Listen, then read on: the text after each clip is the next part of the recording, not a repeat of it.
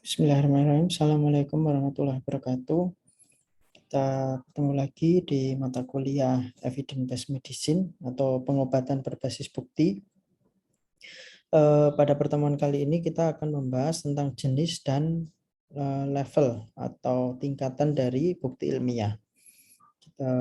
Kalau kita bicara tentang jenis bukti ilmiah, sebetulnya kita akan fokus pada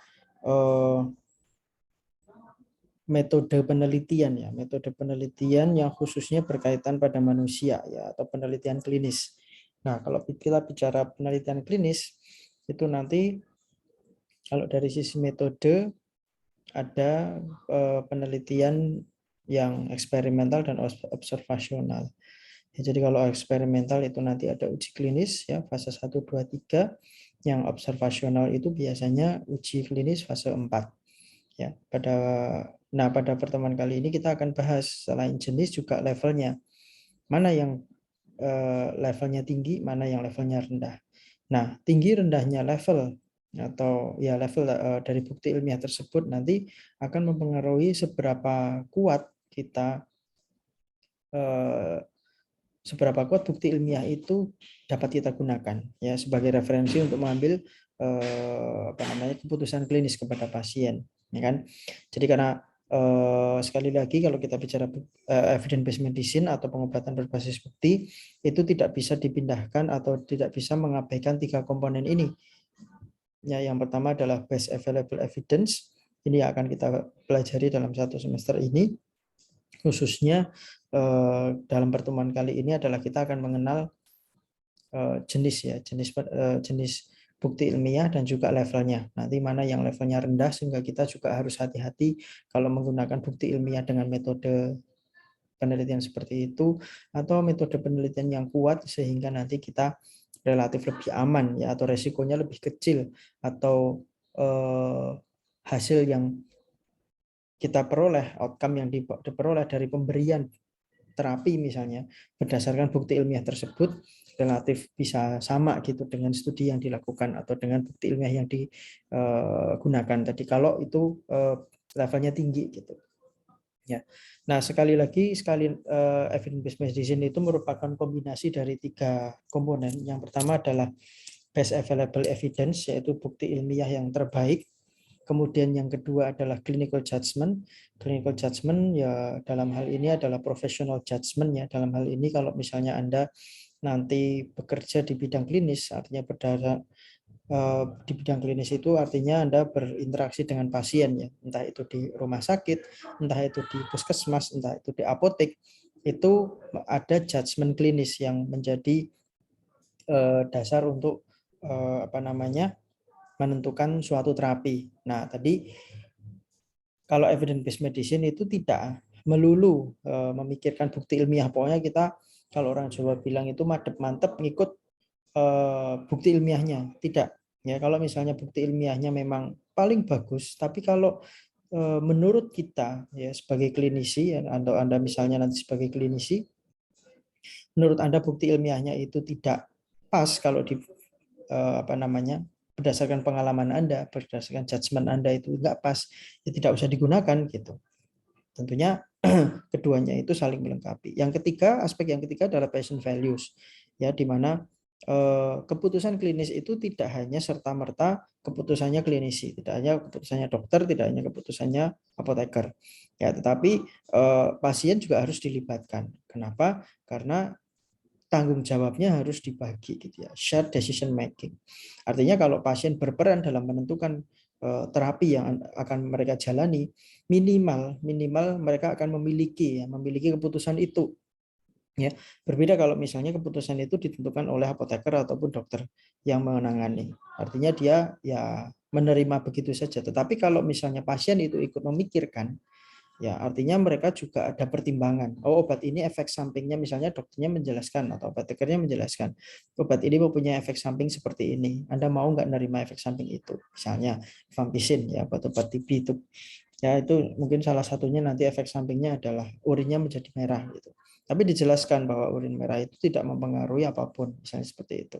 Nah, pasien ketika tahu itu mau menerima bahwa urinnya nanti akan merah, artinya dia oh nggak apa-apa.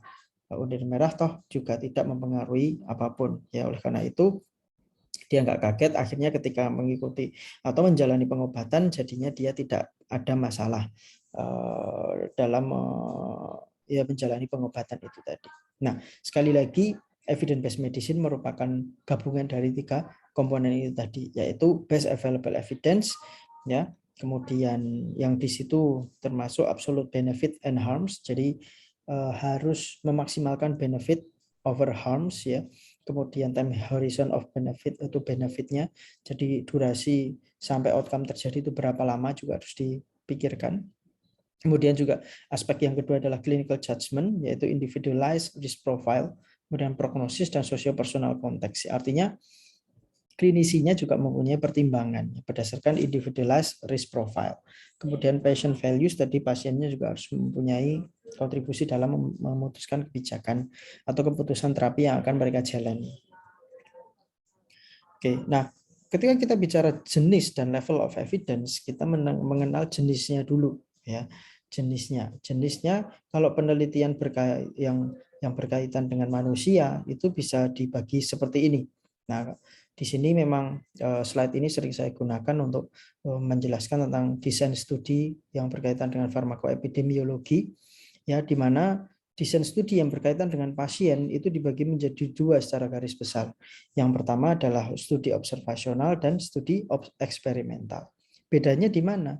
Perbedaan dari keduanya, apakah suatu penelitian itu masuk observasional maupun atau penelitian tersebut masuk eksperimental, itu dibedakan berdasarkan ada tidaknya intervensi. Intervensinya itu apa? Intervensi adalah perlakuan yang dilakukan secara sengaja oleh peneliti atau tim peneliti. Ya, penelitian mungkin nggak langsung, tetapi dia bisa meminta tim dokter yang tergabung dalam penelitian itu. Ya, jadi misalnya yang eksperimental, peneliti secara sengaja gitu ya, misalnya memberikan obat yang diteliti tersebut kepada pasien-pasien yang menjadi subjek uji penelitian, ya, yang bersedia untuk ikut dalam penelitian, ya, atau partisipan dalam penelitian.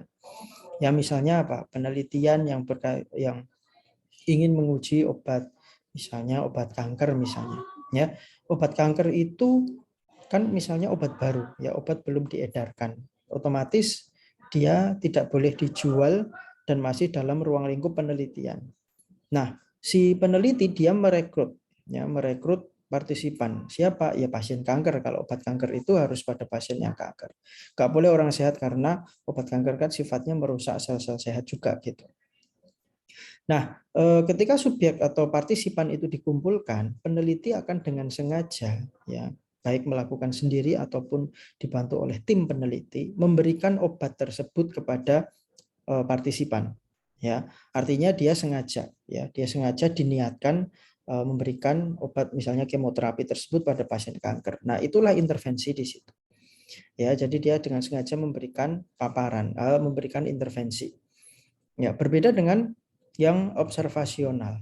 Kalau observasional, peneliti tidak melakukan intervensi, tetapi peneliti hanya melihat, ya, mengobservasi intervensi yang dilakukan oleh pihak lain. Ya, misalnya sama cerita obat. Nah, biasanya kalau observasional itu dilakukan ketika obat itu sudah dipasarkan, gitu. Ya, jadi obat sudah boleh diresepkan, obat sudah boleh digunakan di masyarakat oleh pasien sehingga dokter gitu ya, khususnya dokter yang meresepkan itu dengan bebas memberikan obat tersebut kepada pasien, ya. Nah, bedanya meskipun sama-sama pasien kanker, meskipun sama-sama mendapatkan obat kemoterapi misalnya seperti itu. Kalau yang eksperimental tadi, kemoterapi itu diberikan atas kesengajaan, ya, dari proses penelitian, ya, dari peneliti.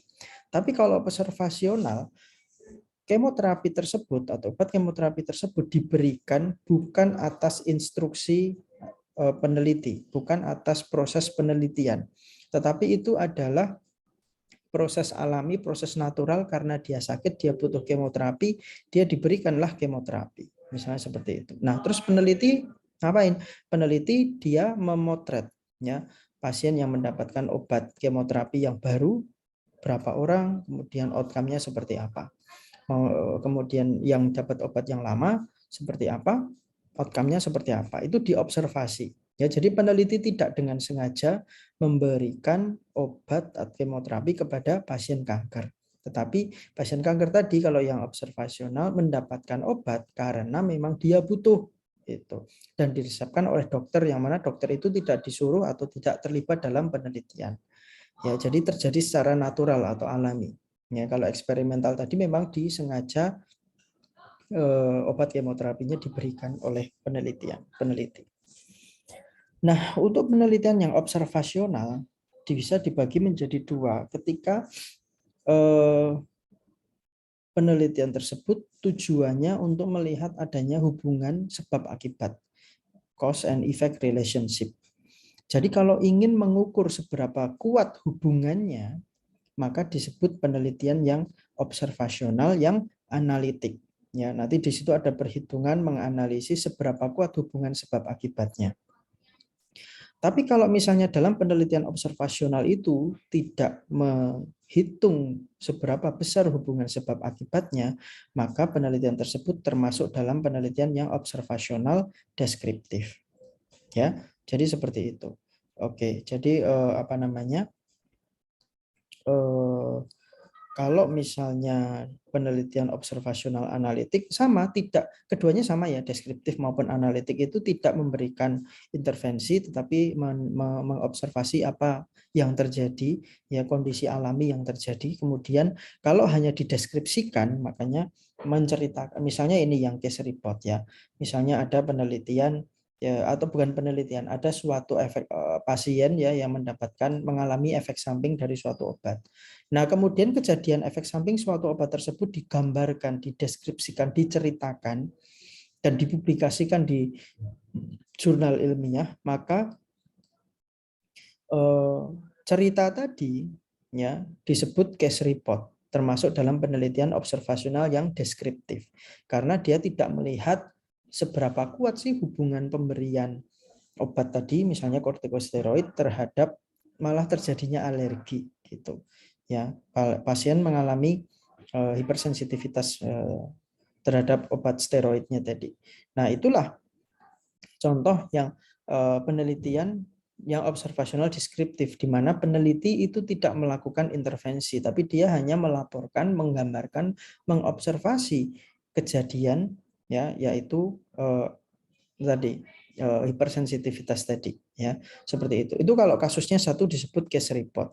Kalau kasusnya banyak ya, misalnya yang mengalami itu ternyata banyak, lebih dari satu. Nah, nanti itu disebut observational deskriptif yang case series ya.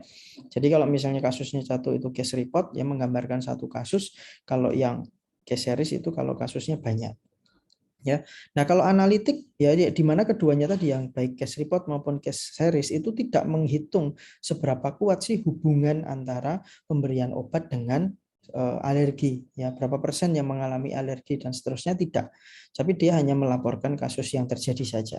Nah, tapi kalau misalnya yang analitik ini dia akan mengambil sampel yang lebih banyak karena dia akan mencoba menghitung seberapa besar sih ya seberapa besar apa namanya hubungan antara pemberian obat tadi terhadap efek samping yang dialami oleh pasien, seperti itu ya. Jadi misalnya yang dikasih kortikosteroid, berapa persen yang mengalami alergi, yang tidak mendapatkan kortikosteroid misalnya glukokortikoid misalnya, itu berapa persen yang mengalami alergi juga, kemudian dirasiokan.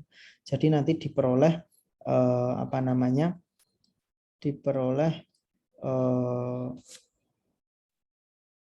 gambaran mengenai atau perhitungan ya, analisis mengenai seberapa kuat ya, seberapa kuat hubungan antara pemberian obat dengan apa namanya pemberian obat dengan hipersensitivitas ya. Jadi seperti itu. Nah, di situ nanti dibagi menjadi case control, cross sectional dan cohort. Nah, kalau penelitian yang disengaja tadi, yang eksperimental, itu ada dua yang paling terkenal, yaitu RCT dan kuasi eksperimental. Ya, jadi bedanya di mana kalau sama-sama memberikan ya, sama-sama peneliti itu dengan sengaja memberikan apa namanya obat kepada pasien, tetapi yang satu pakai proses yang namanya randomisasi, pasiennya diacak ya, mungkin karena sampelnya banyak gitu, dan memang tujuannya idealnya memang harusnya diacak gitu. Tetapi kalau yang kuasi eksperimental itu tidak ada apa namanya, tidak ada proses randomisasi seperti itu. Nah, untuk yang analitik itu bedanya apa? Bedanya itu nanti adalah yang apa namanya, dari proses pengambilan datanya ya, dari timelinenya ya. Jadi kalau case control itu melihat outcome dulu baru dilihat ke belakang ya, apa namanya, penyebabnya seperti apa. Ya, jadi hubungan sebab akibat ya, kita fokus ke sebab akibat. Jadi kalau case control itu akibatnya dulu dikumpulkan atau diteliti, kemudian dihubungkan dengan sebabnya. Kalau cross sectional diambil secara bersamaan baik sebab maupun akibat, jadi tidak ada perbedaan waktu. Nah, ini studi yang lemah itu ya, karena ya untuk menghasilkan akibat kan mesti butuh proses kan, butuh waktu. Ya kalau misalnya sebab dan akibat diambil secara bersamaan, ya otomatis variabel waktu di mana akibat itu butuh waktu untuk muncul ya, karena tadi paparan sebab misalnya kayak gitu, itu enggak ada. Makanya ini yang paling lemah kalau di antara yang analitik. Nah, kalau yang paling ideal itu cohort ya, diambil orang-orang yang dapat paparan ya penyebab tadi, kemudian diikuti sampai di masa depan sampai keluar akibatnya seperti itu ya. Ya, itu gambaran beberapa metode penelitian. Kalau misalnya kita fokus ke tadi yang saya jelaskan, antara lain ada case report, itu laporan satu kasus, case series itu laporan lalu beberapa kasus, case control itu kalau akibatnya dulu kemudian dilihat ke masa lalu penyebabnya apa, kemudian cross sectional itu apa namanya, penyebab dan akibat diambil secara bersamaan, kemudian yang terakhir adalah cohort di mana penyebab dulu kemudian di follow up akibatnya seperti apa.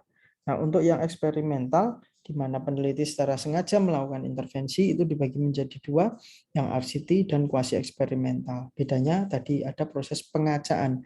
Pasien nggak boleh kita pilih dia harus dapat apa, tapi dia harus secara acak.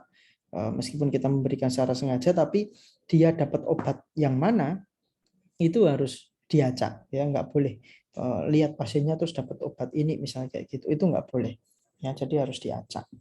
Nah, itu tentang jenis ya, jenis bukti ilmiah yang biasa digunakan dalam evidence based medicine ya. Kenapa kita fokus ke situ? Karena dalam konteks pemberian obat kepada pasien tentunya kita harus memikirkan apa namanya, kita harus memikirkan bahwa studinya itu sudah ke manusia gitu. Jadi kalau studinya sudah ke manusia, nanti apa namanya? Kalau studinya sudah ke manusia, nanti untuk diaplikasikan ke pasien yang kita hadapi, ya ini kan konteksnya evidence based medicine, itu kita selalu dalam tanda kutip berpura-pura sedang menghadapi pasien yang sedang membutuhkan obat gitu. Nah, kita harus memberikan rekomendasi. Nah, kita perlu bukti ilmiah. Nah, kita mau baca nih bukti ilmiahnya yang mana? Apakah case report, case series, case control, cross sectional, cohort, RCT atau quasi eksperimental. Kita akan memilih metode yang mana yang paling ideal buat pasien yang kita hadapi ini gitu. Nah, tentunya kita harus milih bukti ilmiah yang paling kuat gitu ya.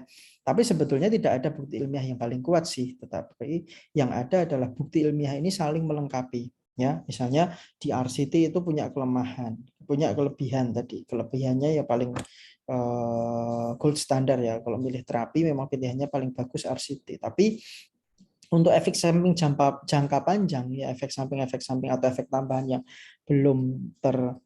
yang belum terekam ketika uji klinik fase 3, kan RCT ini kan uji klinik fase 3 ya. Nah, itu bisa dievaluasinya menggunakan ini gitu, menggunakan yang observasional analitik begitu. Ya, seperti itu. Nah, kalau kita bicara levelnya ya, kalau Anda lihat tadi sedikit tentang apa namanya? Metode penelitian, sebenarnya yang kita bahas cuma 3 di sini. Ya, Anda lihat tadi ada case series atau case report, kemudian ada case control studies, kemudian ada cohort ya, Cohort, kemudian ada RCT. Quasi nggak masuk di sini, tapi dia letaknya mungkin di antara cohort dan RCT. Ya, kemudian ada di sini expert opinion ya. Dalam evidence based medicine, expert opinion itu bisa digunakan kalau atasnya itu nggak ada gitu.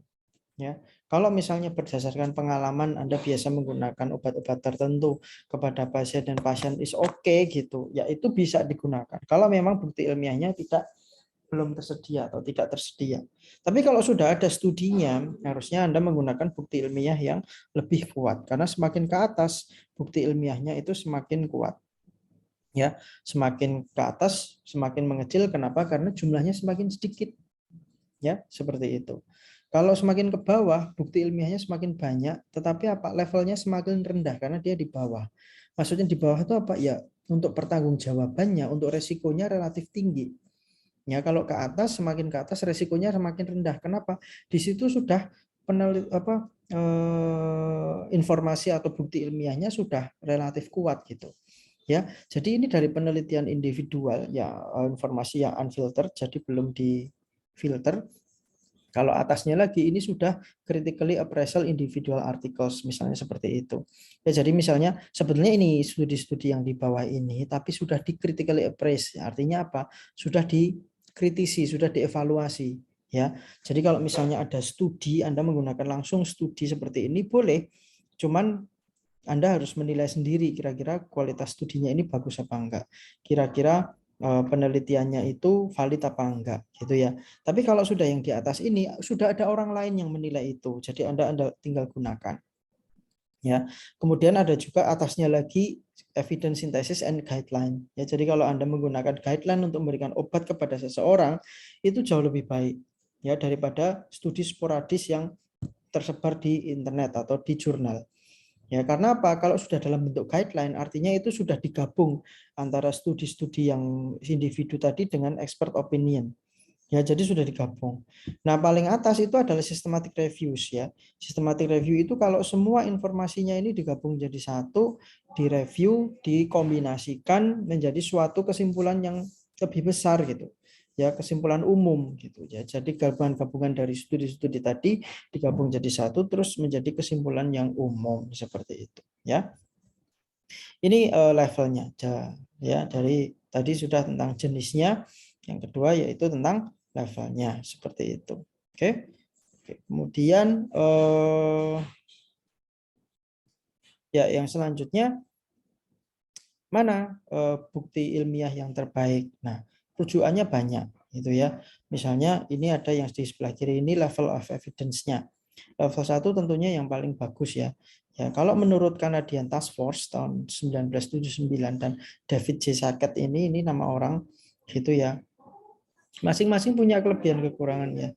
Tapi mereka pada poin yang satu, level of evidence paling tinggi itu kalau menurut Canadian Task Force itu merupakan satu RCT dengan randomisasi yang betul. Ya, jadi RCT ya uji klinik tadi yang eksperimental yang ada intervensi itu merupakan gold standar untuk kalau kita terapi. Di Sackett juga bilang kayak gitu, large RCT. Artinya di sini kalau kita gabungkan minimal ada satu large RCT. Large itu artinya sampelnya banyak, ribuan atau bahkan puluhan ribu atau ratusan ribu. Karena biasanya RCT yang bagus itu multi center dari berbagai rumah sakit misalnya kayak gitu. Dan juga ada kita gabungkan large RCT dan proper randomization. Artinya ya uji klinik fase 3 yang randomisasinya baik dan sampelnya besar itu yang terbaik. Turun di bawahnya kalau itu nggak ada apa ya tentunya well design cohort or case control study. Kalau menurut Canadian Task Force langsung observational study ya atau studi non eksperimental sudah level 2. Tapi menurut Sackett itu tetap harus RCT dulu ya meskipun dia small. Artinya with unclear result ya artinya hasilnya juga nggak begitu clear gitu.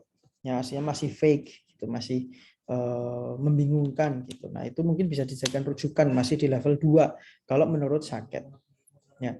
Nah, untuk level 3-nya sebentar, kalau untuk level 2 di Canadian Task Force juga bilang time series comparison or dramatic result from uncontrolled study. Jadi kalau misalnya punya registry ya, misalnya ada beberapa kelompok atau kohort, beberapa kelompok pasien yang diikuti, kemudian diceritakan, deskripsikan, itu juga masuk level 2. Ya. Nah, kalau Canadian Task Force level 3-nya itu sudah cukup langsung expert opinion. Ya, langsung klinisi gitu. Jadi dia hanya membagi tentang RCT, eksperimental, kemudian observasional, langsung expert opinion. Tapi kalau second enggak, level satunya large RCT with clear cut result, artinya jelas gitu mana yang lebih baik, ya, karena clear cut result itu harus jelas. Artinya titik potongnya mana obat yang lebih baik, A atau B. Nah itu bagus. Kalau yang dua small RCT sama with unclear result itu boleh digunakan. Yang nomor 3 ini baru masuk observational study ya, yang cohort and case control. Kemudian yang keempat, historical cohort or case control studies.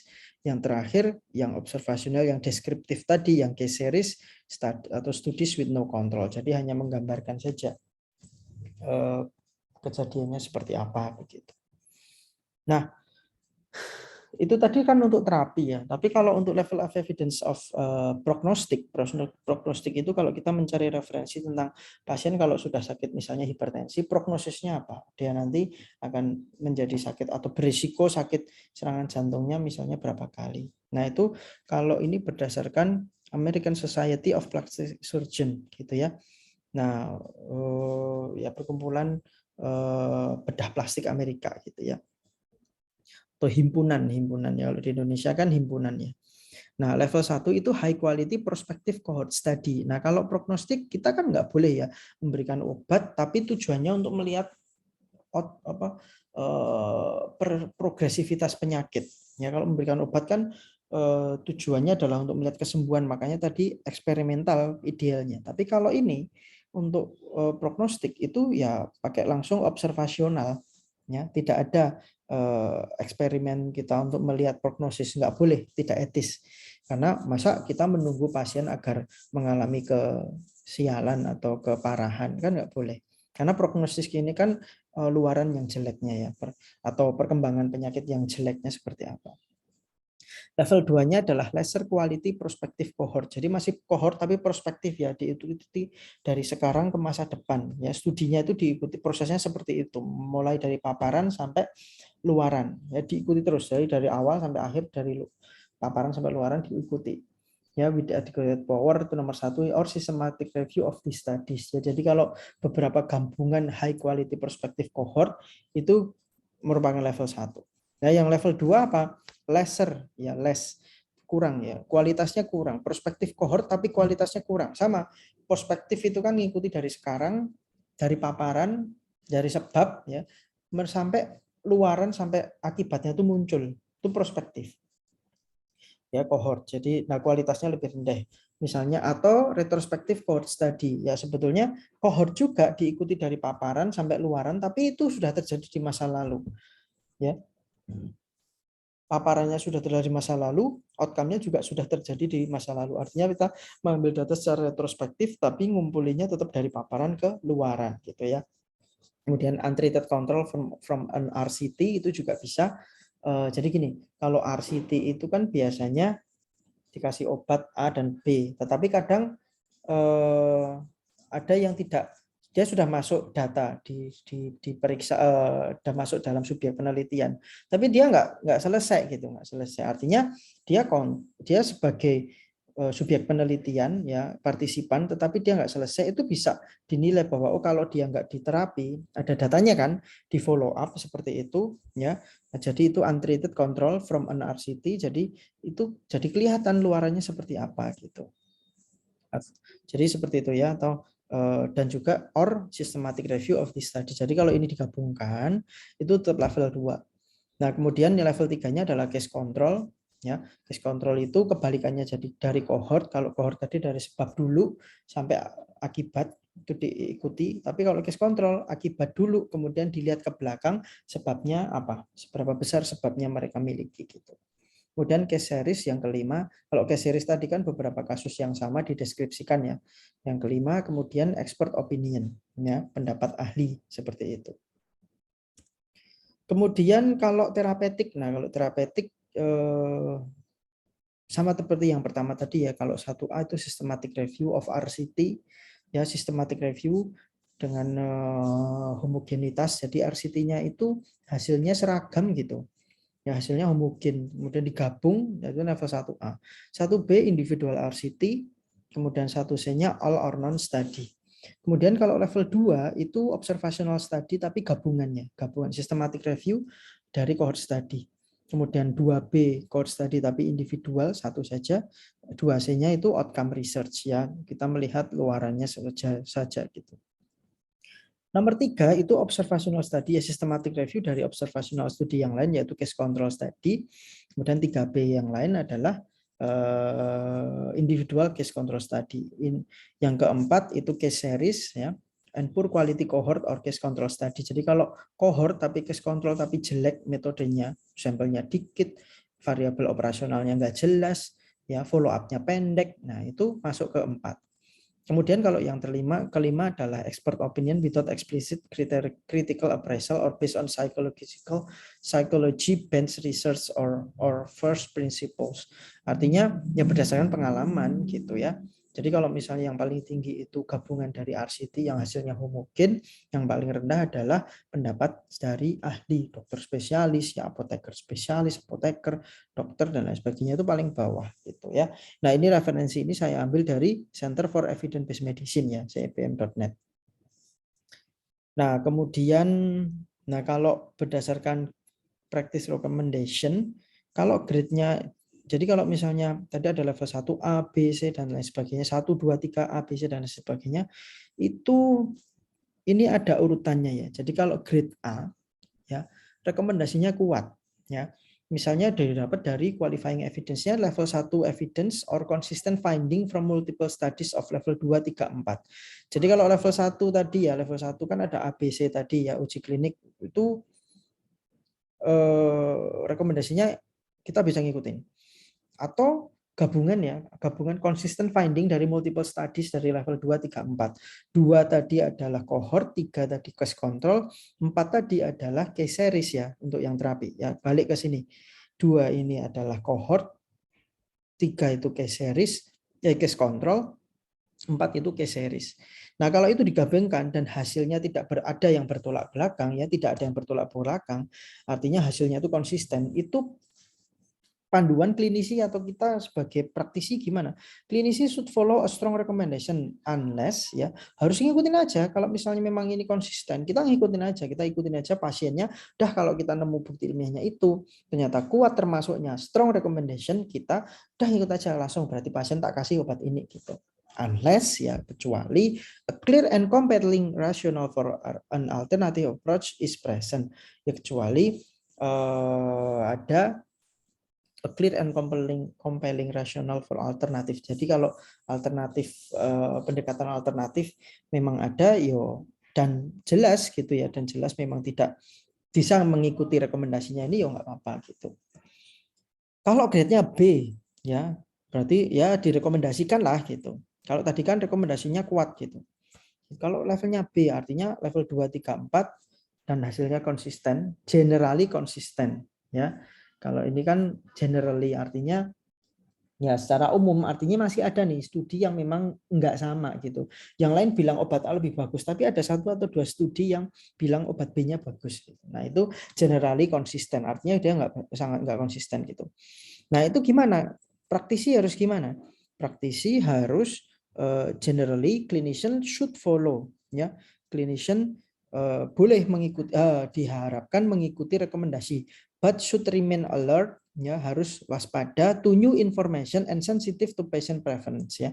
Jadi harus hati-hati, ya, terhadap adanya informasi baru itu apa, efek baru atau misalnya studi baru, ya, dan juga sensitive to patient preference. Kalau pasiennya nggak mau, berarti ya nggak usah direkomendasikan, nggak apa-apa, nggak usah diikuti bukti ilmiahnya. Ya, jadi di sini kelihatan, ya, maksudnya kita tidak serta-merta mantep tadi yang saya bilang bahwa kita tuh harus ngikutin bukti ilmiahnya, enggak, ya, tidak harus, ya. Kemudian yang C itu judulnya option. Kalau apa? Kalau level 2, 3, 4 bukti ilmiah level 2, 3, 4-nya itu ada, tapi hasilnya itu enggak konsisten. Ya, mungkin 50-50 gitu atau 40-60. Ada yang bilang bagus, ada yang bilang jelek. Ya, clinician should be flexible in their decision making regarding appropriate practice. Jadi klinisi bisa relatif fleksibel dalam hal ini ya. Although they may set bounds on alternatives, patient preference should have a substantial influencing role. Jadi preferensi pasien merupakan peran yang penting di sini ya. Di sini karena bisa dua-duanya sih. Jadi pasiennya boleh milih ya. Kalau yang keempat ini hanya level 5 tok, expert opinion tok, little or no systematic empirical evidence, nggak ada bukti ilmiahnya gitu. Klinisi harus gimana? Clinician should consider all option in their decision making and be alert to new published evidence ya. Jadi harus waspada ketika ada bukti ilmiah yang dipublikasikan ya harus ngikut gitu ya. Jadi tapi kalau dari sini berarti kan nggak ada ya bukti ilmiahnya, hanya ada pengalaman dari klinisi ya. Nah, itu boleh seperti itu. Nah, artinya kalau kita lihat tadi, Anda sudah mengenal jenis-jenis bukti ilmiahnya ya dari case series, case report, case series, cohort, case control, dan RCT minimal itu.